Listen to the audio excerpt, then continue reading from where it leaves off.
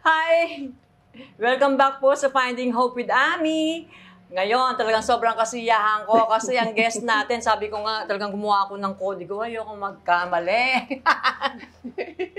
Dati po siyang artista, isa po siyang may tuturing na icon, talagang pride ng mga Pilipino, sumisimbolo palagi ng grace. Naku, ng grace, ng discipline, ng humility, ganyan. Talagang pride ka ng mga Pinoy, hindi lang po siya magaling na equestrian. Isa po siyang talagang gold medalist. At hindi lang yon. Patuloy po siya nagsiserve sa Global Sports Committee bilang miyembro ng International Olympic Committee Executive Board. At kailan lang na-appoint siya bilang chair of the OIC Coordination Commission for gagawin sa Brisbane. 2032. In 7 years. Para sa Olympic Games na to. Yes. Wow! Welcome po natin. Napaka magandang sister ko, si Miss Micaela Maria Antonia. Tama ba ako? Tama. Mikey Coanco Jaworski. Thank you, ate. Diba? Hi! Ay, maliban pa doon. Ay, naku, talaga napakagaling po niyang teacher. Favorite ko siyang teacher sa aming talaga? Bible. Oo naman, kasi totoo yung grace, yung ganyan. Yung nagagawa mo lahat ng napapakinggan mo at the same time, ay, yung walang nasosopla na ang bait-bait. Pero at the same time, tama. Overtime para. Kaya naman kami nag-overtime. Kita mo, wala nagre-reklamo kasi nag-enjoy. Tsaka nagsasorry naman ako after. At walang umaalis. Wala naman. Wow, thank you, Lord. Grabe. Yung kabisihan mong yan, lahat ng achievements mong yan, lahat ng ginagawa mo yan. Nung bata ka ba, pangarap mo talaga maging ganyan? Hindi, ate, hindi. Ang dami kong mga pangarap nung bata ako na nalihis, na iba. Ano yun? Ang daming mga surprise, mga unexpected na nangyayari. Kasi nung bata ako, gusto kong maging abogado. Sabi ko, di ba pag bata ka, nagtatanungan, ano gusto mong maging? Tapos parating sagot, doktor, abogado, teacher, di ba? Ganon. Tapos ako, nung 9 years old ako, nung tinanong ako ulit, anong gusto mong maging? Kaming mga magkakapatid. Sabi ko, ako gusto kong maging abogado kasi hahanapin ko at ipakukulong ko yung pumatay kay Ninoy Aquino. Okay. Tapos, from that time, parang yun yung nasa isip ko. 7 years old ako, binisita ko sila sa Boston. Nung naka-exile siya. Tapos, ang ganda ng naging relationship namin. So, nung na-assassinate siya, 9 years old ako noon, parang talagang dinibdib ko yun. So, para sa akin, yun yung naging pangarap ko. Tapos, napasok ako sa sports. Kasi lahat yung mga pinsan ko, yung mga kapatid ko, daddy ko, lahat sila nagsusport. So, natural lang sa akin yung magkaroon ako ng interest, yung ganon. So, 10 years old, nangangabayo na ako, 16 years old, national team na ako. Nasanay ako doon, nag-aaral, tapos after noon, training. Hindi ako mahilig lumabas, hindi ako mahilig sa yung tambay or yung ganon. Tapos, ang ano ko lang sa panunood ng sine, yung eldest sister ko, mga Sharonian kami. Pero nung 19 years old ako, na-injure ako na more than 1 year. Tapos nung time na yon, parang sabi ko, hindi ako sanay na hindi yung puno yung schedule ko na marami akong ginagawa. Kasi kung nag-aaral ako, tapos after nun, anong ginagawa ko? Wala, naiinip ako. Parang feeling ko kulang yung ginagawa ko. Nung nung time na yon, 17 years old ako, lumabas yung commercial ng Swatch. So, ang dami kong mga offers. Yung time na yon, sabi ko, parang siguro chance to na makapag-experience ako ng bagay maliban sa pagiging estudyante tsaka atleta. Tapos ganun yung ng mommy ko siya parang, alam mo, pagka may opportunity na dadating sa'yo, hindi mo pwedeng sabihin na basta ayaw mo. Kasi kung may chance na parang isipin mo na lang na adventure siya, malay mo mapaganda yung buhay mo dahil sa tinanggap mo yung adventure na yon. Pero kung talagang hindi para sa'yo, huwag mong iisipin na hindi ka pwedeng umalis doon. Na dapat alam mo na blessed ka. Ito sinasabi ng daddy ko, blessed ka kasi may option ka. Hindi mo kailangan pilitin yung sarili mo magstay sa isang lugar na hindi mo nakikita yung sarili mo. So, nung pinasok ko yung showbiz, hindi pa siya agad-agad na nagkaroon ako ng project kasi ang daming delay. Tapos, yun, nagkaroon kami ng... Yung first movie ko was Forever with Aga. Ilan taong ka na? 20, 21. Mm-hmm. By that time, okay na ako, nagtitraining na ako. So, sabay-sabay yun, nag-shoot kami ng Forever. Tapos, ginagawa ko yung thesis ko kasi graduating ako noon. Tapos, nagtitraining ako for the Asian Games. Happy kang ginagawa yun? Nag-enjoy ka? Happy ako, enjoy ako kasi feeling ko fulfilled ako. Tapos, pati yung parents ko tinatanong, ano mong hinahabol mo? Ba't ang dami mong ginagawa? Ganon. Sabi ko, hindi ko alam.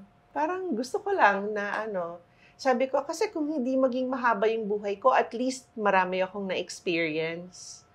Kaling, ang bait mo naman, bata ka pa lang, ganyan. Ikaw yung mga ibang batang hirap pag-aralin, ang hirap pag-gawaan ng mga bagay, gano'n. Hindi pa gagawin. Syempre, hindi naman yung parang lahat nun talagang nakatutok ako. Lahat nun talagang ang talagang gusto ko nun yung sports. So, para sa akin, sinasabi ko sa daddy ko, pwede ba ako mag-break sa school para makapag-training ako, para ako sa ibang bansa, sumali ako sa competition. So, niya hindi pwede. Sabi niya, tapusin mo yung pag-aaral mo. Dapat bago ka gumawa ng ibang bagay, siguraduhin mo makapag-aral ka muna. Ang galing. At least, yun yung deal ninyo. Kailangan yung pag-aaral mo. Yes. Matapos. So, sabi ng papa mo na... Sabi niya, kahit bata ka, pwede kang magkaroon ng contribution. So, let's say, ikaw, 8 years old ka, halimbawa, huwag mong bibigyan ng sakit ng ulo yung parents mo. Maging mabait ka, mag-aral ka ng mabuti. Blessing na rin yun, para sa parents mo. Malaking diba? Blessing yun. Okay. So, para naman sa amin, since ang bait din nila sa amin, parang hindi naging mahirap na yung gustuhin mong maging mabait din. Siyempre, may times na naughty din, di ba? Pero hindi naman kami yung naughty na yung talagang nakakasama sa hindi iba. Naman. Good time lang. Good time lang. So, ang saya ng buhay mo. Masaya. Talagang masaya. Wala akong... Sobrang blessed talaga. Sobrang blessed. Kaya hindi ko makalimutan yung sinabi ng daddy ko sa akin. Kasi sinasabi niya sa akin yun every few years. Parang pinapaalala niya sa akin yun. Alam mo, sabi niya, ang blessed mo, sabi niya, dapat mag-isip ka paano ka pwedeng maging blessing sa iba. Kung naisip mo na blessing ka na sa iba, mag-isip ka pa kung ano pang pwede. Kasi sabi niya, sobrang blessed mo. Sinasabi niya sa akin parati yun. Tapos even nung older na ako, bakit? Ano na bang nagawa mo? Sa tingin mo, something yun? May mga iba dyan, mas malaki pa yung achievement nila kesa sa'yo. Wala kang karapatan na magmalaki or maging mayabang. Kasi lahat niyan, bigay ni Lord sa'yo. Binigyan ka lang niya ng opportunity. Kung minake good mo yon, very good. Pero hindi sa'yo galing yon. Hindi ka pwedeng maging mayabang. Ang galing ng papa mo. Andun yung discipline namin na lumalaki na Sundays is for church, it's for family. So even nung nag-artista ako, isang condition niya yan kay Boss Vic. Hindi siya pwedeng magtrabaho on Sundays. Kasi that's for church, that's for God, that's for family. Na sobrang grateful ako kasi sa sobrang dami ng ginagawa ko, pagod na pagod ako talaga. So yung Sundays na yon na talagang nakalaan sa Diyos tsaka sa pamilya, parang sa akin na yon, sa akin na yung pahinga ko na yon, pag-recharge ko na yon. Nakikita ko yung mga kapatid ko, mga pamangkin ko, kasi by that time may mga pamangkin na rin ako. Masaya. Yung kwento mo nga, masaya, maayos lahat, tapos wala namang failures lahat ng ginawa mo. Hindi ka nagkaroon ng problema ever? Siyempre meron. Ano yung mga pinakamabigat mong problema? Siguro yung mga problem na nasira yung friendship. Pag may bagay na hindi mo kontrolado, tapos yung mga broken relationships na akala mo hindi kayang buwagin yung friendships na yon. Siguro yun na yung pinaka-biggest na naging problem ko. Bakit? Anong dahilan anong kinasira ng Politika. friendship? Ay, oo, mahirap talaga yun. So parang sa akin, from that time na nangyari yon, which is mga siguro 2009 hanggang 10, gano'n, no? Ang dami kong natutunan. Parang dun mas naging strong yung faith ko. Parang every challenge na dadating, makikita mo kung saan doon yung pag-ahon mo na dahil sa Panginoon yon. Like for example, nung na-injure ako, pwede ko naman tanawin na problema yun eh. Mhm. Kaya lang, ano bang nangyari nung na-injure ako? 'Di ba? Tinanggap ko yung movie offer. Mhm. Nagbago yung isip ko, hindi na ako nag-abogado. Mhm. Nag-artista ako. Mhm. Pero kung hindi ako nag-artista, ang daming iba sa buhay ko ngayon. Hindi ko siguro na ipagpatuloy yung pagiging athlete ko. Hindi ko siguro mamimit yung husband ko. Hindi ko siguro. Kasi hindi ako mapupunta sa mundo na yun eh, kung hindi ako na-injure. Pero syempre, nung time na na-injure ako, inoperan ako 3 beses, ang dami kong na-miss na school, tumigil ako sa sport ko. Ang daming mga challenges. Pero pagka tinignan ko ngayon, yung mga napagdaanan ko noon, parang feeling ko napaganda pa nga lahat eh. So siguro, ganun na yung philosophy ko ngayon. Whatever challenges come, may purpose siya. So it's a matter of trying to understand kung bakit kaya, ano kaya yung gusto ng Diyos na malaman ko dito sa challenge na to. Saan kaya niya dinadala yung buhay ko? So sa isang napaka-samang nangyari na masama siya noon, nung time na yon, pagka hinintay mo, tapos nakita mo, pag nagbalik tanaw ka, parang ano, parang kala mo katapusan na ng mundo yon, pero mas maganda pa pala yung buhay natin ngayon. So pag tinatanong ako, nagkaroon ka na ba ng problema? Oo. Pero eto ko ngayon, di ba? Okay naman. So, Diyan sa mga kinuwento mong yan, parang, di ba yung pinagdaanan mo, parang noong mga panahon na yun, mahirap. Pero pag tapos na, ay, napagdaanan mo na, tapos na, ganun lang pala kadali. Kasama mo na ba si Lord dyan? yes. Kailan nag-start Always. yung nagkaroon ka ng personal relationship sa Kanya, yung faith mo, lumalim sa Kanya? Kailan nag-umpisa yun? Siguro may stages siya na talagang, bata pa lang kasi ako, parang feeling ko, parati na siyang nandyan. Kasi parati namang sinasabi ng parents ko. Ayun na nga. Tsaka Tapos yung, naman kami sa pagdadasal. Yes. Tapos, alam mo palagi kong sinasabi, may sense of humor si God. Kasi, kasi for example, nung maliit pa ako, doon ako natutulog sa kwarto ng parents ko. Sabi ng mami ko sa akin, hindi ko nga alam ba't ang hilig-hilig mo gabi-gabi, nanunod ka ng 700 Club. Tapos sabi niya, siguro kasi kasunod nun, or before or after niya, is wrestling. Oh. Sabi niya, ano ba yung pinapanood mo? Yung wrestling or yung 700 Club? Sabi ko, siguro pareho. Tapos, Meron akong alarm sa watch ko na ang alarm ko hindi para magising, kundi para i-remind ako na oras na para matulog. So yun, nanonood ako, mahilig akong manood. Tapos every Sunday, nagsisimba kami. Tapos nung 13 years old ako, biglang na-experience ko yung anxiety. Talaga, yung talagang hindi mo alam kung bakit, alam mong walang dahilan, hindi mo alam kung kailan dadating. Yung talagang parang mawawalan ka na ng, so yung sobrang hopeless ka na, yung ganon. Tapos, fear yun, di ba? fear yun, may takot lakas ka. na, Takot ka kasi magiging gabi na. Takot ka kasi bukas, umaga na naman. Tapos kinakabahan ka, hindi mo alam kung bakit. Wala ka namang problema. Ano bang problema ko nun? Wala. Yun talaga, masabi ko, wala.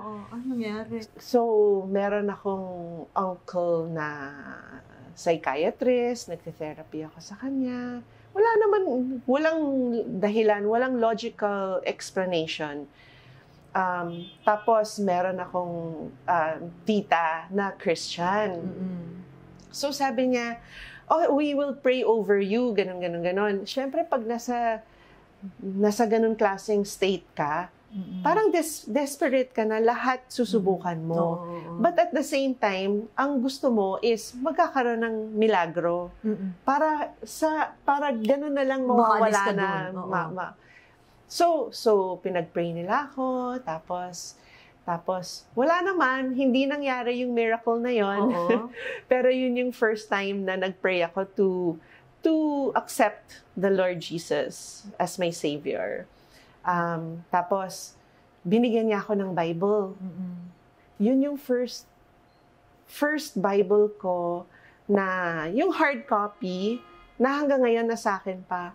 Na kahit nung wedding day ko, yun yung Bible na ginamit namin. Yung talagang punit-punit na siya, ganon. Pero yun pa rin yung most meaningful Bible ko. Tapos, on and off, nagba-Bible study ako. And, nung 2001, pregnant ako nun kay Raf. Siguro nagkaroon din kasi ako ng time. Nagkaroon ako ng time na mag-study. Nagkaroon ako ng time na, yun yung masasabi ko na lumalim talaga yung faith ko. Yun yung time na masasabi ko na nabasa ko yung Bible. And at the same time, may guidance ako about the questions na nagkaroon ako. Kasi pagka buong buhay mo, small portions lang yung alam na alam mo. Pag nakita mo na lahat, magkakaroon ka ng maraming tanong. Yun, parang doon yung time na talagang mas naging seryoso ko, mas nag-grow ako. And then, sa lahat ng mga challenges, syempre, pag hindi mo alam kung paano mo haharapin, magdadasal ka. Siguro default siya. Although, hindi naman parati kasi syempre may times na itatry mong ayusin yung challenge mo, yung problema mo, isosolve mo siya. Tapos, pagka wala kang pasensya, mahirap naman sabihin yung, di ba, be still. Tapos, hihintayin mo siya. Tapos, minsan yung sagot, taon bago dumating or taon bago mo makita na ito pala yung gusto ni Lord galing sa akin. So, nagkakaroon din ako ng mga stages na mas stronger yung pag-seek ko sa Kanya. Siyempre, pag may problema, lalo na, pag nakakalimutan na magdasal na, may kalabit na, oy, nakakalimutan mo na ako. Parang feeling ko may ganon. And siguro, kaya ganon din yung relationship ko kay Lord is because na-influence siya ng earthly father ko na very, parang gentle yung demeanor niya, pero firm yung salita niya. So, siguro yung parang, yun yung naging image ko, na siguro ganito si God, siguro mabait din siya, siguro He's kind, He's generous, He's yung ganon. Pag may times na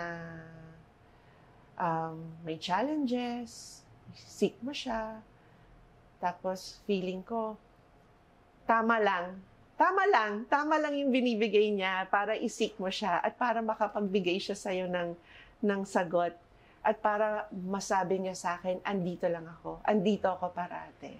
Ano yung paraan? Paano mo siya sinisik aside from prayers? Nung bata ako, prayers. Maliban tapos, sa prayers, after a while, masisik mo siya sa mga tao na nilalagay niya sa buhay mo. So, I think in realizing na galing kay Lord yon, mas nafe-feel ko yung presence niya. And now, Bible study, of course, kasi ang dami kong natutuklasan by reading the Bible. Parang yung buong konteksto ng character ng Panginoon, ng kung anong klaseng Father siya, anong klaseng God siya. So, parang naging madali sa'yo yung pag may problema ka ng bata ka, or... In that moment, hindi siya madali. In that moment, iyak pa rin ako. In that moment, siguro, makakapagsalita ka ng hindi ka proud dun sa sinabi mo, yung ganun, may masisigawan ka, may makakaaway ka. Pero after nun, yung medyo nakapag-reflect ka na, nakapag-take a breath ka na, tapos na-realize mo, ito pala yon. The next time na may dumating, sasabihin mo, oy, huwag ka nang huwag ka nang gagawa ng pagsisisihan mo kasi alam mo na yan. Sinasabi mo yan sa sarili mo? So siguro nagkakaroon ng maturity. Okay. Maturity na maging better person ka. Kasi supposed to be, alam mo na yun eh. Magkakaiba ba yung pag-handle ng problem? Magmula doon, iba yung bata, yung dalaga na, tapos yung nagkaroon na ng asawa, and then ngayon, mother na ng 3 kakagwap mga bata. Grabe. Yung, paano yung as a wife, ano yung mga, paano kayo mag-asawa, meron ba kayong mga hindi pinapapagkasunduan, paano mag-handle ang anak ng Diyos pag ganyan? Tao pa rin. Tao pa rin, yes. Oo. Siguro kasi every role natin sa buhay, iba yung tama sa atin, 'di ba? Iba yung tama sa puso ng yung role mo sa trabaho, yung role mo sa family, iba pa yung bilang asawa, bilang ina, anak, kapatid, yung gano'n, 'di ba? Kaibigan, parang lahat noon iba. So siguro iba din yung pag-approach. Yung mga anak mo, paano mo sila pinapalaki? Yung mga anak ko, malalaki na sila, pero nung bata alam sila. Nila yung mga imperfections ko, yung temper ko, pagka, let's say, hindi maganda yung timpla ko, alam nila yan kasi naipapakita ko sa kanila eh. Paano hindi ka na nagsasalita? Palagay ko, pagka hindi maganda yung timpla mo, hindi ka na nagsasalita. Actually, hindi. Parang short-tempered. Tsaka yung relationship ko with my kids, every son, iba. Iba yung relationship ko sa kanila. Iba-iba kasi character. Iba-iba kasi yung character. Ano ginagawa mo para mapalapit sila kay Lord? I'm sure nilalapit mo sila. So, yung mga anak ko, nag-aral sila sa Brent School. Kasi si Dodot, Brent School din. May grupo doon ng mga parents na nagba-Bible study yung mga anak namin every week, every Friday. Boys Bible study. Tapos, kahit sino na gustong sumali, yung mga ka-age nila. Ang nangyayari, kunyari, mag-host kami, basta paikot, parang rotation yan. Magluluto lang ako ng isang bandehadong spaghetti. Tapos, magba-Bible study sila na halos magkaka-age sila para pareho yung mga experience nila. Lahat ng mga topics dun sa age nila na puro boys sila, yun ang nagiging topic nila for Bible study. Dahil doon, nagkaroon yung mga anak ko ng relationship with the Lord na nakaka-relate talaga sila, na talagang may kinalaman sa buhay nila. Yun na yung sinasabi mo, ate, yung very personal siya. Kasi nakikita nila yung Panginoon sa lahat ng mga bagay sa buhay nila na minsan hindi agad makikita ng isang teenager. Yes. So yun yung nakikita ko sa kanila, na kaya may personal relationship sila. Very free sila in the way that they want to express yung faith nila. Kasi hindi namin sila bihira sa mga nilimitahan. kabataan yan. Oo. Pero sa tingin ko, hindi sila magiging ganon kung wala yung effort nung mga ibang parents din. Yung mga magulang. Nung mga magulang na hindi galing sa amin. Kung hindi galing sa isa't isa na may nag-guide sa kanila about ito yung Panginoon, ano siya sa buhay nyo.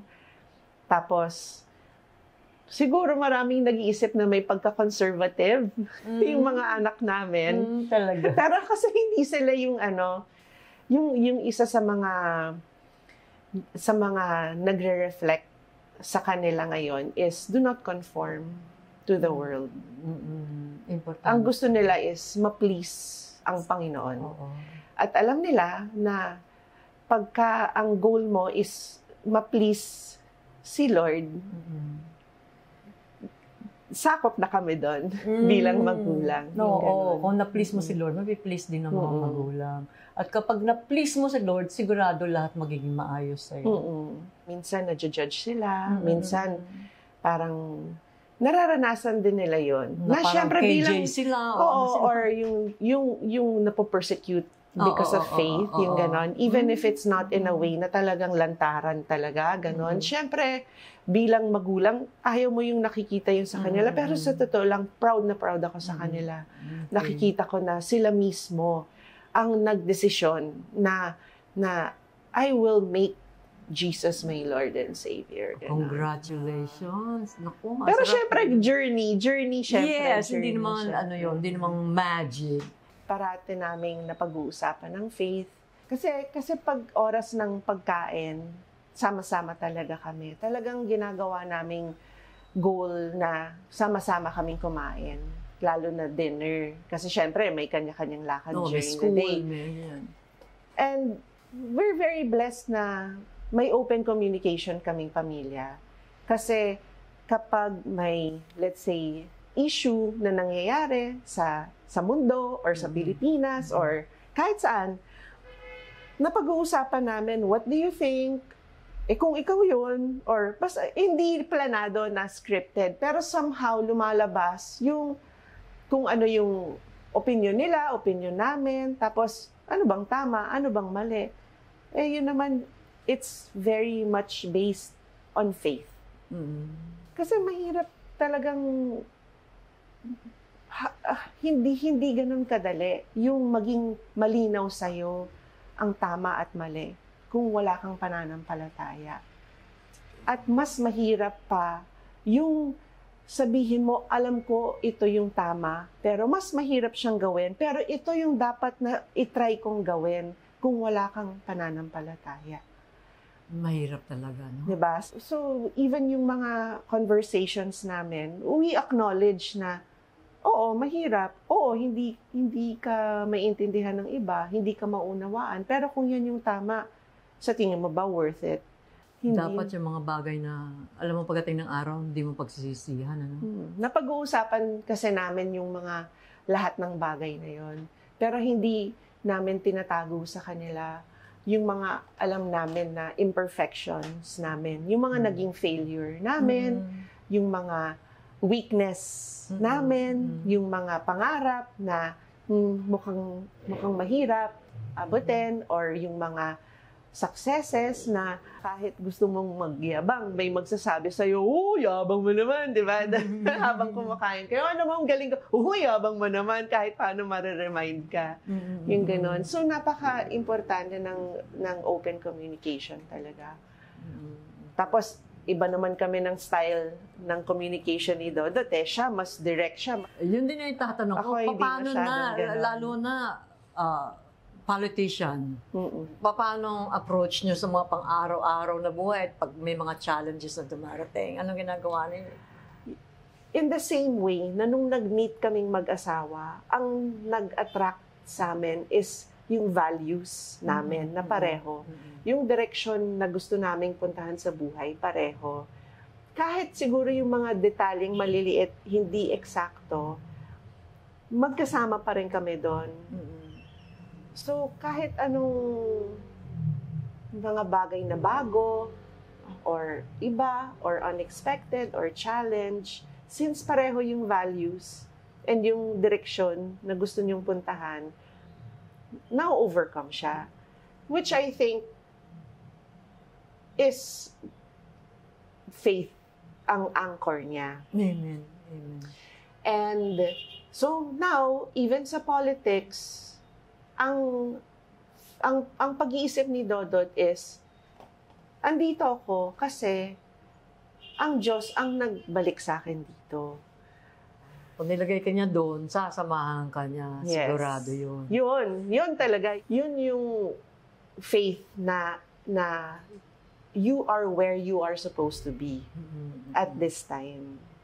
Ang galing. So I think napaka-liberating nung ganon.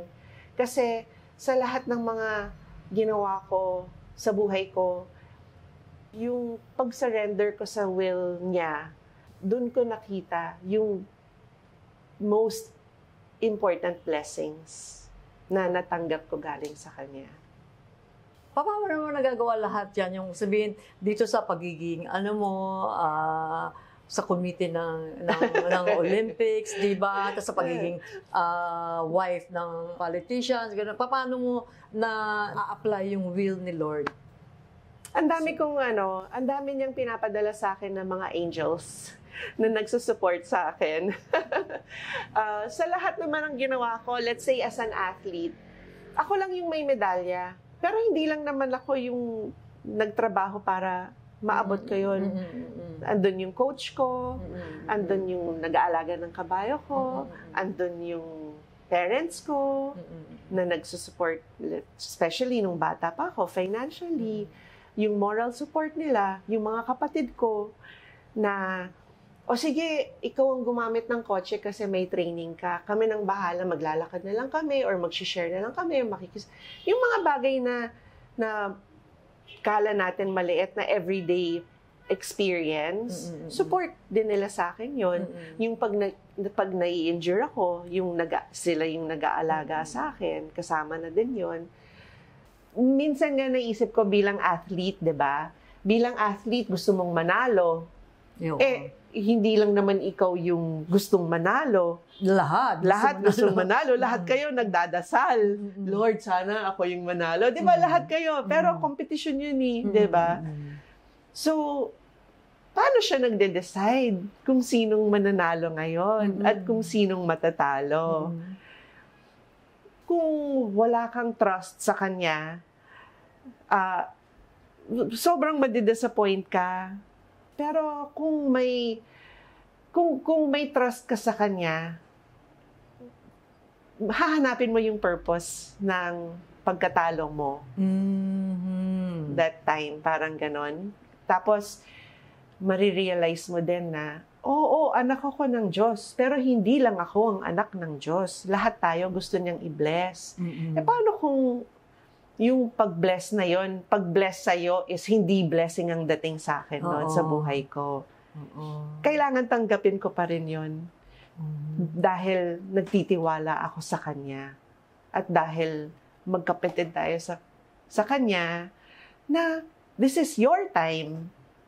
Ako yung mag-give way sa'yo ngayon. Kasi ikaw yung pinili niya na i-bless with this thing now. Ang ganda. Iba yung pinipray natin.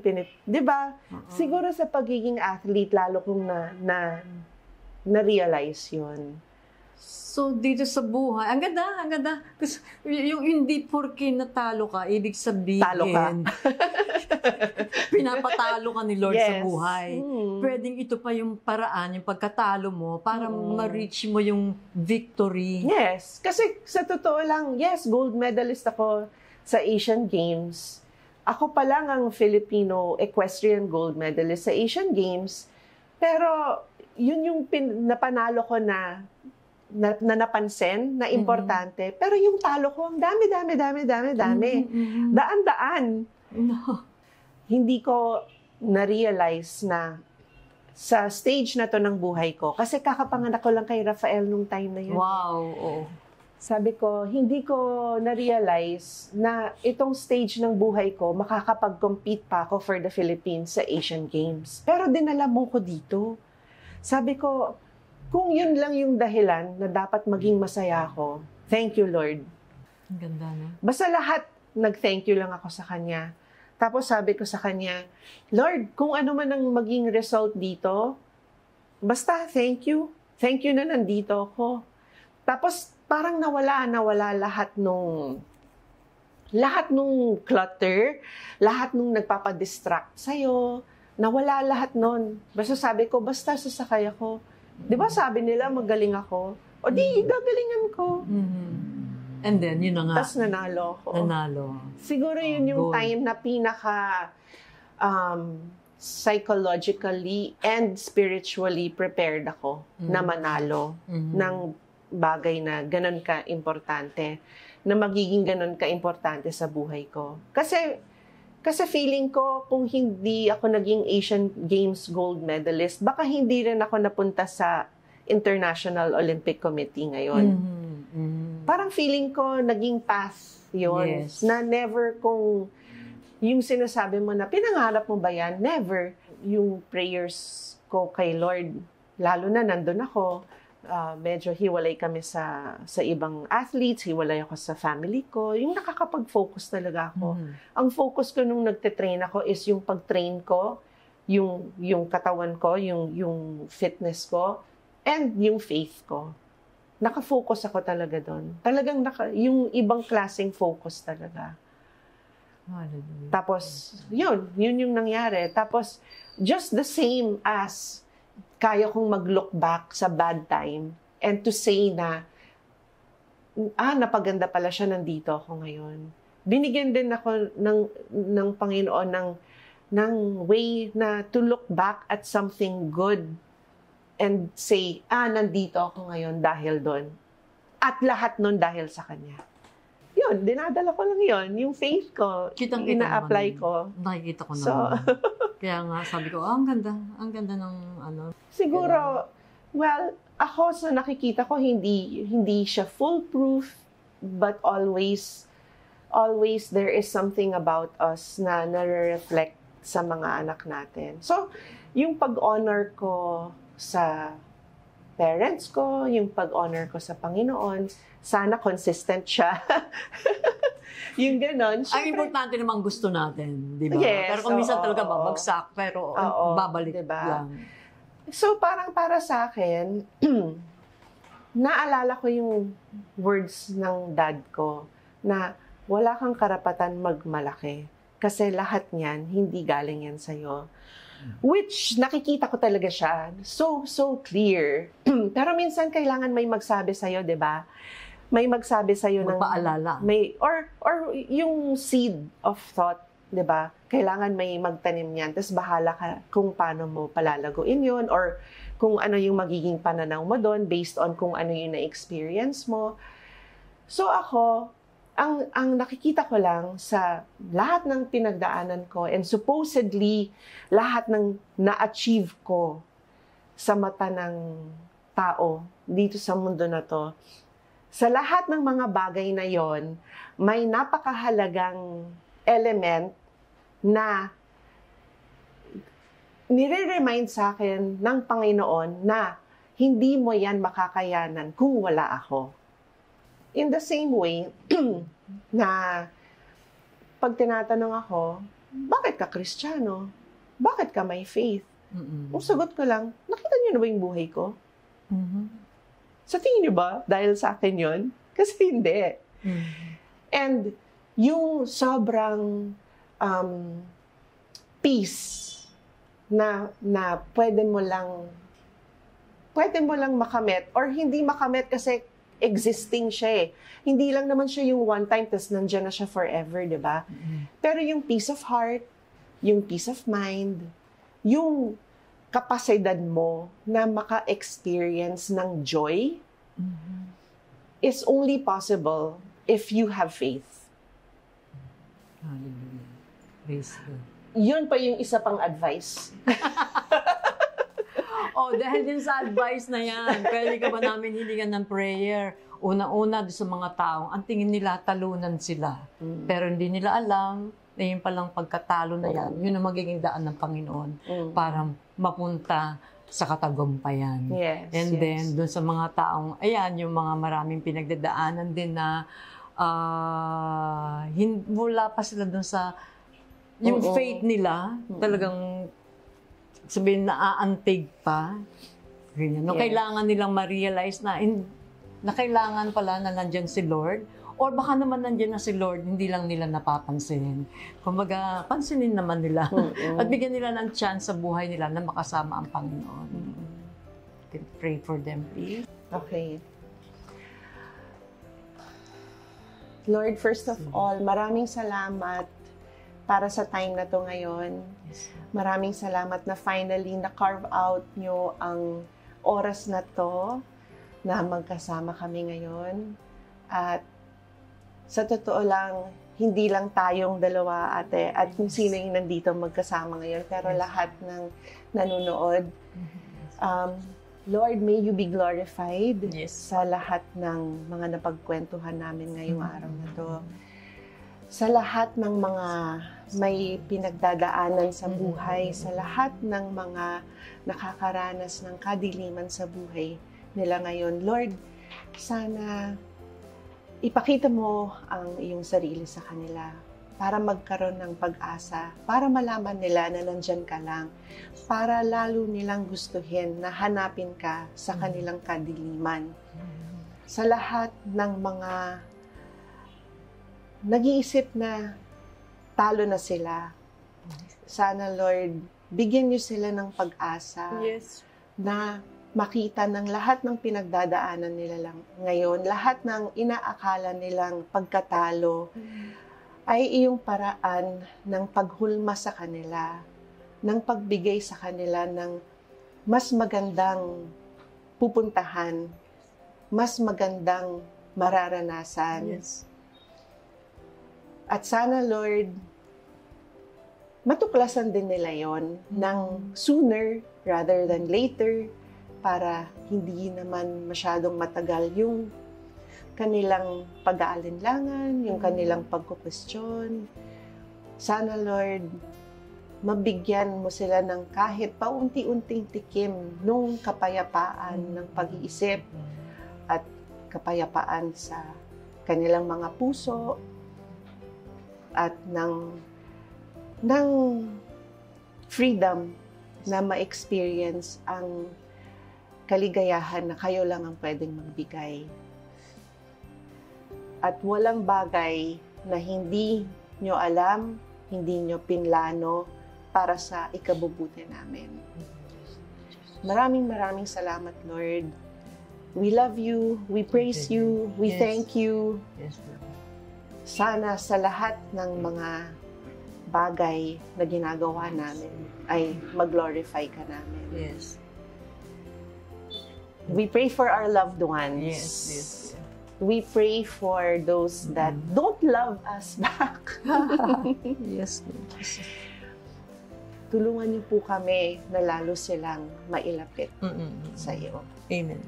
And we ask you all of this in the mighty and loving name of Jesus. Amen. Grabe. Tinamaan ako doon. Ewan ko, basta nalilid ako ngayon na aniyahan kayo po mga manonood namin, na kung gusto nyo po, lalo na doon sa mga, yung talunan, kasi ang daming sa mga tao natin ngayon, feeling nila, failure sila, feeling nyo talo kayo. Kapatid, kung gusto mong mabago yan, maalis yan. Hindi ko alam kung may personal ka ng relasyon sa ating Panginoong Jesus, pero kung gusto mo makaahon dyan, makaalis dyan, isa lang ang susi. Walang iba kundi ang ating Panginoon Diyos, si Hesus Kristo, na pinadala niya ang kanyang bugtong na anak na si Jesus bilang Panginoon natin, tagapagligtas natin. Na kung sino naman maniniwala at magtitiwala, ipagkakatiwala mo ang buhay mo sa Kanya, ikaw ay hindi mapapahamak, bagkus magkakaroon ng buhay na walang hanggan. Pero hindi mo kailangan umabot pa doon para matanggap mo lahat ng kaligtasan, dahil pati sa mga problema, maliligtas ka. Pati dyan sa kadiliman na sinasabi ni Mikey, aalisin ka niya dyan, mapupunta ka sa liwanag. Kung gusto mong ipagkatiwala ang buhay mo at makarating na doon sa liwanag, makaalis na dyan sa pagkatalo na yan, kapatid, isa lang. Alika, imbitahin mo ang Panginoong Jesus sa buhay mo, pumasok siya dyan sa buhay mo, sa puso mo at isipan mo, at makikita mo, buhay ang Diyos. Sasamahan ka niya, kikilos siya, at lahat ng magagandang bagay sa buhay mo, mabubuhay. Sundan mo lang ako sa panalangin na ito. Ang importante, galing lang sa puso mo. Sabihin mo, kapatid, Jesus, tinatanggap kita bilang Panginoon ko at tagapagligtas ko. Patawarin mo ko sa lahat ng mga pagkakaasalang nagawa ko. Salamat. At lahat ito binayaran mo na. Tulungan mo ko na mas makilala pa kita sa personal na pamamaraan. Maraming salamat din sa banal na Espiritu na iiwan mo sa akin, na magiging gabay ko, na magiging tagatulong ko, tagapagturo ko, na makakasama ko, na siyang hindi mang-iiwan sa akin. Na siyang magpupurso sa akin para mas maging malalim pa ang relasyon ko sa iyo. Maraming salamat. Dahil alam kong hindi mo ako iiwan hanggang sa magpakailanman. Sa iyong pangalan, Panginoong Jesus, ito ang panalangin ko. Amen. Amen. Amen. Hallelujah. Kung sinabayan mo kami sa panalangin na yung kapatid, asahan mo. Ang pangalan mo raw nasa aklat na ng buhay. Diba? Ngayon yung spiritual birthday mo. Kapatid, maraming Thank you, salamat. ate. I am so blessed to have you. I'm so blessed to be here. Pero alam po namin na kayong lahat ngayon ay talagang pinagpala din sa lahat ng mga nakwento ni Mikey. At inaasahan po namin na marami kayong napulot at di lang po napulot sa isip ninyo, kundi isa sa buhay niyo rin lahat ng natutunan ninyo. Okay? Thank you, God ate. bless you God po. bless. Thank you. Hanggang sa susunod, dito pa rin po sa Finding Hope. Ngayon po with Mikey. With and Annie. Hallelujah. Praise God.